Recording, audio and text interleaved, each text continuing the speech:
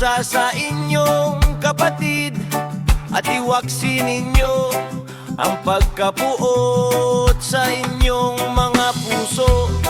Magmahalan kayo, hindi lamang sa salita at gawa, kundi maging sa buong pananabik ng kaluluwa. Sapagkat sa harapan ng aking amay, mapayapa akong nagsalita tungkol kay Jose. Ngunit pagkalabas ko, ang espiritu ng pagkapuot ay nagpalubog sa aking isipan, sa kadiliman, at pinukaw nito ang aking kaluluwa upang patayin siya. Magmahalan kayo ng buong puso, at kung ang isang tao ay magkasala laban sa iyo,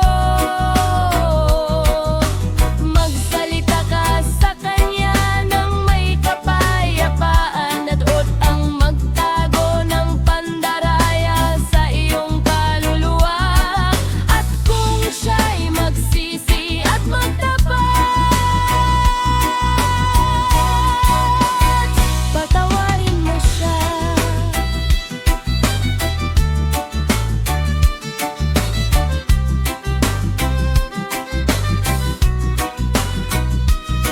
Ngunit kung ito'y itanggi niya, huwag kang magagaling sa kanya. Baka sa pagkahuli niya ng lason mula sa iyo ay mapasumpa pa siya, at sa gayo'y magkasala ka ng dabol. Huwag mong hayaang may ibang taong makarinig ng iyong mga lihim. Kung kayo'y may alitan sa batas, baka siya'y mapot sa iyo at maging kaaway mo, at makakanga ng malaking kasalanan laban sa iyo, sapagkat madalas siyang magsalita sa iyo ng may pandaraya o maging abala laban sa iyo ng may masamang hangarin. At kahit na ito'y itanggi niya, ngunit siya'y nahihiya. Kapag sinaway, tigilan mo na ang pagsaway sa kanya. Sapagkat na nagtatatwa ay maaaring magsisi upang hindi ka na niya muling pagkasalahan.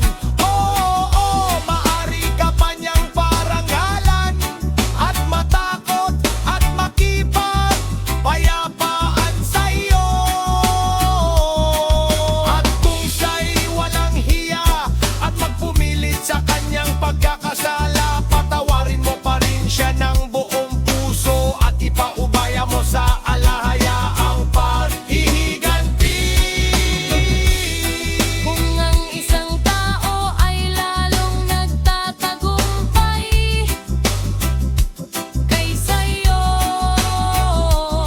Huwag kang mapagabag, kundi ipanalangin mo pa siya upang siya'y magkaroon ng lubos na tagumpay.